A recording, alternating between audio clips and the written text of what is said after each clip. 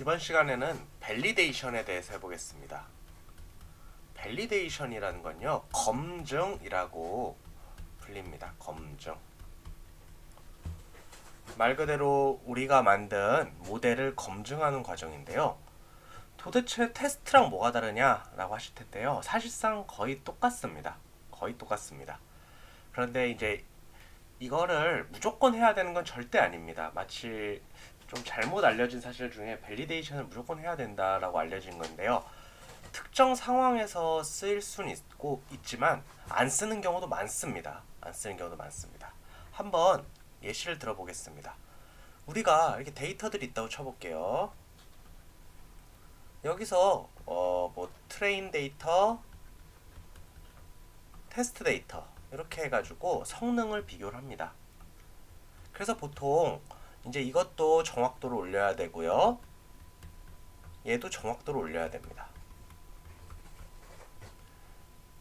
트레인 데이터가 정확도 높은 상태에서 테스트가 낮으면 이제 과적합됐다라고 말씀을 드렸습니다.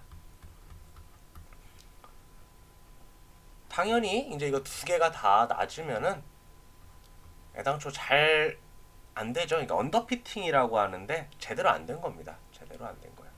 이건 뭐 논할 가치가 없죠. 제대로 되지 않은 겁니다.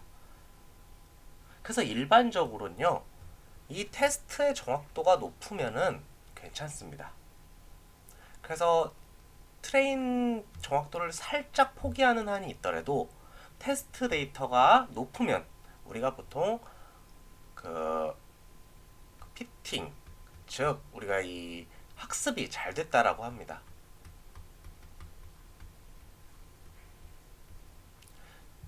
근데 여기서 말하는 일반적으로 이런 거, 그러니까 트레이닝이 적당히 정확도를 갖고 테스트가 높다라는 것도 사실은 이게 막 한 98%, 이거 한 99%뭐 이 정도를 얘기하는 거지. 이거 오해하시면 안 되는 게 막 이게 60%인데 이게 90%고 이렇게 될 수가 있어요. 이것도 절대 좋게 피팅, 러닝 됐다라고 할 수가 없습니다.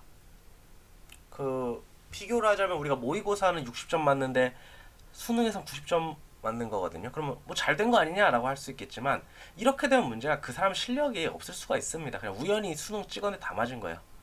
물론 집에서 잘했다가 시험 망하는 건 낫죠. 그건 낫긴 하지만 이것도 좋은 건 아닙니다.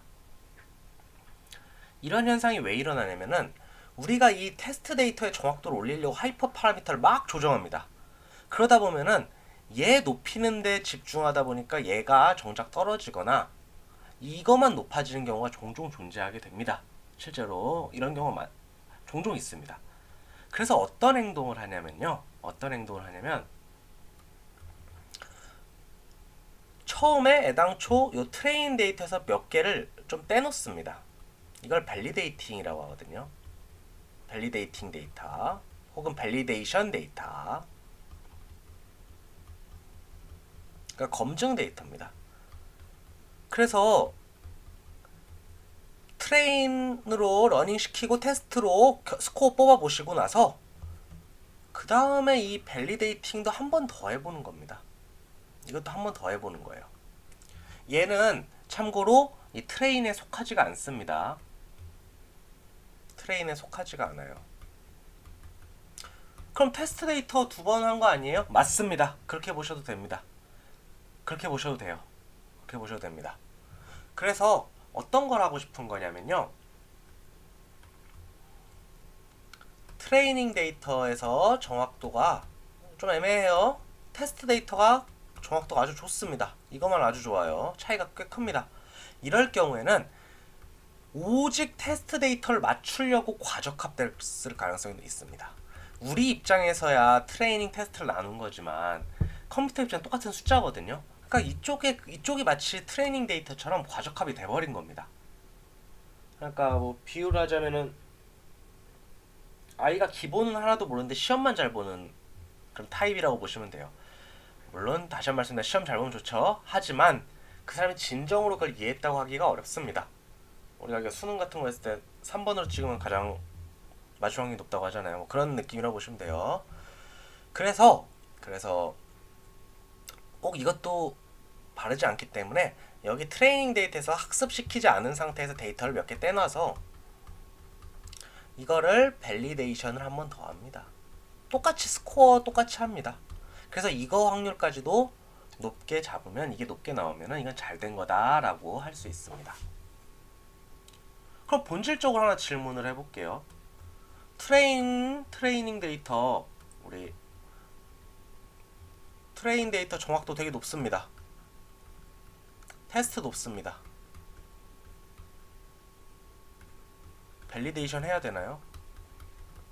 안 해도 됩니다. 이럴 경우에는 안 해도 됩니다. 실제로 안 한 논문도 많고요. 이 테스트 정보만 보여주는 경우도 정말 많습니다. 그렇기 때문에 꼭 테스트 밸리데이션까지 안 하셔도 됩니다. 그리고 사실 얘 높고 얘 높잖아요. 그럼 밸리데이션도 높아요. 무조건 높겠죠, 사실. 나누는 거니까. 그래서 이런 개념입니다.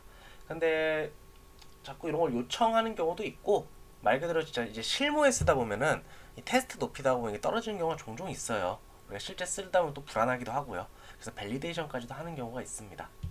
다만 필수는 아니라는 점 말씀을 드리겠습니다. 그래서 한번 코드 짜볼까요? 코드 간단합니다. 이렇게 우리 기존에 했던 거 유방암 데이터 가져가 볼게요. 0101. 그래서 데이터 프레임 이렇게 만들었습니다.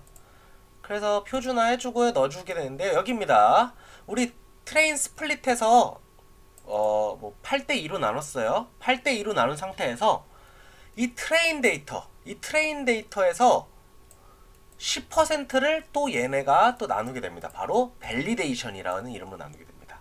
이 그래프가 어떻게 되는지 한번 그려볼게요. 데이터가 있으면요, 데이터가 이렇게 있습니다. 데이터가 이렇게 있어요. 이 상태에서 8개를 우리 트레인 데이터로 썼습니다. 그 다음에 2개를 테스트 데이터로 썼죠?